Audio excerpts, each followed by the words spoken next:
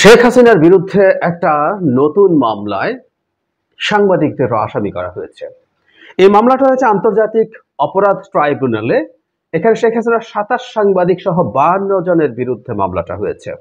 ৫ August শ্যামলীর ring রোডে গুলিবিদ্ধ হয়ে নিহত মিরপুর বিসিআইসি কলেজের একাদশ শ্রেণীর ছাত্র নাসিব হাসান রিহানের বাবা গোলাম রাজ্জাকের পক্ষে মামলাটি দায়ের করেন আইনজীবী এমএইচ গাজী তামিম। উনি জানান, আইন শৃঙ্খলা রক্ষাকারী বাহিনীর ছোড়া গুলিতে রিহানের মুখে ও মাথায় ঘাড়ে লাগে, এতে ঘটনাস্থলে তার মৃত্যু হয়।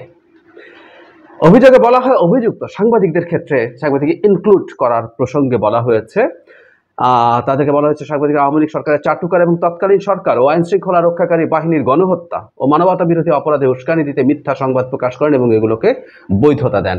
কারাই তালিকায় আছে আমরা ধারণা করতে পারি এবং তাদের নাম আমি একটু পরে বলবো, কিন্তু এই জায়গাটা একটু গুরুত্বপূর্ণ। সেটা হচ্ছে সাংবাদিকদের এই সব ক্ষেত্রে বিচার কিভাবে করা দরকার। আওয়ামী লীগ সরকারের সময়ে এবং পরবর্তী পর্যায়ে আমি আগের একটা ভিডিওতে বলেছি, সেটা স্পেসিফিক কোন আইনে কিভাবে আছে আমি নিশ্চিত নই এখন পর্যন্ত, কিন্তু সেটার জন্য যদি প্রয়োজন হয় নতুন আইন কিংবা কোনো আইনকে সংশোধন করে সাংবাদিকদেরকে বিচারের আওতায় আনতে হবে। সাংবাদিক বা এরকম আরো কিছু মানুষ আছে, কিছু বিশ্ববিদ্যালয়ের শিক্ষক যারা মুখোশ ধরতেন সুশীলের, কিন্তু এসে তারা আসলে আদতে আওয়ামী লীগকে সমর্থন করেছেন। কেউ প্রশ্ন করতে পারে আওয়ামী লীগকে সমর্থন করায় কি করে সমর্থন আসছে? উত্তর হচ্ছে, বাংলাদেশ যদি একটা গণতান্ত্রিক দেশ হতো, একটা গণতান্ত্রিক ব্যবস্থা কার্যকর থাকতো, তাহলে despite all the problems Awami লীগের অনেক দোষ ত্রুটিও থাকতো, কিন্তু সেটার পক্ষে দাঁড়ানো, আওয়ামী লীগের পক্ষে দাঁড়ানোকে আমরা অপরাধ হিসাবে দেখতাম না, সেটা মত প্রকাশের স্বাধীনতা হিসাবে মেনে নিতাম এবং সেটাকে সিরিয়াসলি আমরা এন্ডোর্সও করতাম এবং সে রাইটের পক্ষে আমরা দাঁড়াতাম। আমরা এখনো দাঁড়াই, এখনো এই সরকারের বিরুদ্ধে আমরা এই সরকারকে আমাদের আন্দোলনের ফসল, সেই দেশের জনগণের ইচ্ছার প্রতিফলন বলে মনে করি। কিন্তু এই সরকারের বিরুদ্ধেও যদি যে কেউ বিরোধিতা করতে চান, সে সমালোচনা করতে চান, তার ভুল ত্রুটি নিয়ে আলোচনা করতে চান, আমরা অনেকে করছিও, যারা এটাকে নিজের সরকার বলেই ওন করি, তারপরও করছি।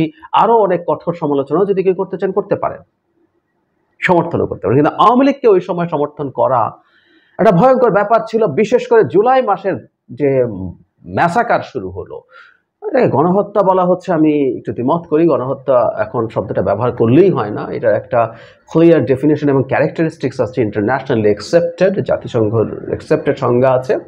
জুলাইয়ের এটাকে আমরা ম্যাস কিলিং বলতে পারি, এটাকে আমি ঠিক গণহত্যা বলতে প্রস্তুত নই। যাই হোক, সেগুলো টেকনিক্যাল ডিবেট পরে হবে, কিন্তু এই ম্যাস কিলিংও মানবতা বিরোধী অপরাধ হয়েছে।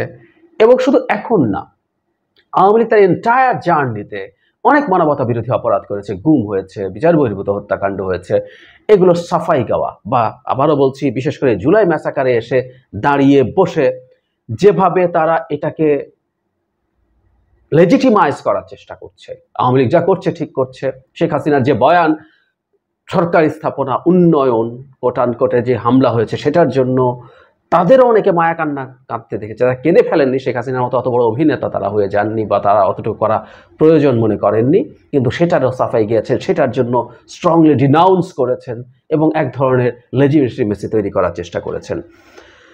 তালিকাভুক্ত সাংবাদিকদের মধ্যে কয়েকজনের নাম এরকম: মোজাম্মেল বাবু, নবনীতা চৌধুরী মনে পড়ায়, নামটায় মনে পড়লো, মানে কোনো ভিডিও আছে নাকি 18 সালের যে রাতে সিল মারা হয়েছে, সেটার অন্তত একটা ভিডিও আছে, কিন্তু সেটা দরকার নেই। মানে এসব মানুষ এসব কথা বলে এবং সেগুলোর পাল্টা জবাব শেষ হতে দেয়া হয় না।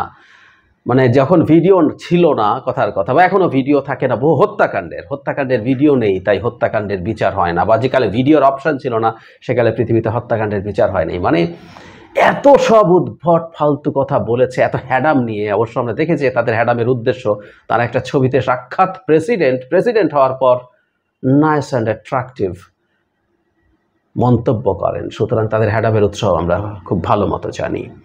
যাই হোক, অন্য নামগুলো হচ্ছে সুভাষ সিংহ রায়, আহমেদ জোবায়ের, তুষার আবদুল্লাহ, সাইফুল আলম, নঈম নিজাম, ফরিদা ইয়াসমিন, শ্যামল দত্ত, আবেদ খান, প্রভাস আমিন, ফারজানা রূপা, শাকিল আহমেদ, মিথিলা ফারজানা, জাহিদুল হাসান পিন্টু, মঞ্জুরুল ইসলাম, আশিস সৈকত, মানস ঘোষ, প্রণব সাহা, মাসুদা ভাট্টি, মুন্নি সাহা, জয়ী মামুন, স্বদেশ রায়, সোমা ইসলাম, শ্যামল সরকার, অজয় দাস ও সাবেক প্রধানমন্ত্রী প্রেস সচিব নাইমুল ইসলাম খান। আরো পুলিশের লোকজনের নাম আছে। আমি আসলে মূলত সাংবাদিকদেরকে নিয়ে কথা বলতে চাই। এটা একটা তালিকা, এটাই মামলা হয়েছে। আমি বলছি না প্রত্যেকে এই যে অপরাধ বা অভিযোগটা আমরা করছি সেটায় অভিযুক্ত করা যাবে বা তারা ইকুয়ালি দায়ী, তাই না, কম বেশি আছে। এর মধ্যে এমন সাংবাদিকও আছে যাকে আমি একটা পর্যায়ে দেখতে বলছি, যদি সাংবাদিক পরিচয় আসেন 4 তারিখ বলছেন এখন আর আওয়ামী লীগের ফিরে যাওয়ার কোনো পথ নেই, তার অস্তিত্বের উপর হুমকি আসছে, তাকে এখন সর্বশক্তি নিয়ে নেমে পড়তে হবে। ইয়াস, রেকর্ড আছে, রেকর্ড খুঁজলেই আমরা পাবো। এগুলো হচ্ছে সাংবাদিক এবং সাংবাদিক সম্পাদকও এসব আওয়াজ তুলছেন, এসব কথাবার্তা বলেছেন। সুতরাং এই ধরনের কথা বা আলাপ যারা এই মাফিয়াতন্ত্রকে তার মাফিয়াতন্ত্র তৈরি করতে এবং সেটা বজায় রাখতে সাহায্য করেছেন, এরা আসলে সাংবাদিক নন এবং এদের সাংবাদিকতার নামে যা করেছেন they are in fact enabling the mafia state, mafia regime. সুতরাং ওটাকে মত প্রকাশের স্বাধীনতা একেবারে ক্রিমিনাল অফেন্স। আওয়ামী লীগের তো আসলে নানান ফর্মে মাফিয়াতন্ত্রটাকে তারা তৈরি করেছে। তাতে কিছু হার্ড পাওয়ার ছিল, তাদের পুলিশ ছিল, তাদের প্রশাসন ছিল, যেগুলো দিয়ে মারাত্মক কোয়ার্সিভ পাওয়ার ইউজ করে মানে তার এই তন্ত্রকে সে তৈরি করেছে, রক্ষা করেছে। ফিনান্সিয়াল সাপোর্ট ছিল, আমাদের এই তালিকায় ওই ব্যবসায়ীরাও আসবে বহু, যারা এটার অংশ হয়েছেন, কোনো সন্দেহ নেই, এটা আসতে হবে। নাম্বার 3, সফট কিছু পাওয়ার আছে যারা এই লোকগুলো তৈরি করেছেন, এগুলো সব এটার অংশ, এটার পুরোটার পার্ট। সো আন্তর্জাতিক অপরাধ ট্রাইব্যুনালের কোনো আইনে, কোনো ওখানে যে আইনগুলোতে বিচার হবে সেখানে কোনো আইনে যদি তাদেরকে ইনক্লুড করা যায় এক্সিস্টিং এতে, জেনুইন তদন্তের মাধ্যমে, এই যে কথাটা খুব জরুরি, এখানে যাদের নাম উত্থাপিত হয়েছে সবাই কি এটার সাথে দায়ী, কতটুকু দায়ী, তাদেরকে কি আমরা সেই পরিমাণ দায়ভার দেব, সেটা একটা ব্যাপার। সেটা সুষ্ঠু তদন্তের মাধ্যমে যদি সম্ভব হয় সেটা করা, অথবা আইন সংশোধন বা নতুন আইন তৈরি করা আমি সময়ের দাবি মনে করি। কারণ এদেরকে এই তাদের যে কোর অপরাধ, এদের তো অন্য অপরাধ আছে, এদের প্রায় সবাই রেন্ট সিকার্স, তারা ঘুষ খেয়েছেন, তদবির করেছেন, করে বহু বহু মানে শত শত কোটি টাকা বাড়ানোর তালিকা আছে সব সাংবাদিকদের নামের মধ্যে। কিন্তু তার চাইতেও আমি মনে করি গর্হিত বেশি যে অপরাধটা, সেটা হচ্ছে এই মাফিয়াতন্ত্র তৈরি হওয়া এবং এটাকে টিকে থাকতে সাহায্য করা। সেটাকে আমাদের বিচার করতে হবে এবং এই ধরনের তথাকথিত সাংবাদিককে বিচার না হলে আসলে আমরা যে বিচারটা করতে চাই, আমাদের এই দেশটাকে ধ্বংস যারা করেছে, সেই তালিকায় যদি কিছু সাংবাদিক না এসে বিচার না হয়, তাহলে সেটা খুবই বড় ভুল হবে আমাদের জন্য। ইতিহাসের দায় আমরা শোধ করতে পারবো না তাতে।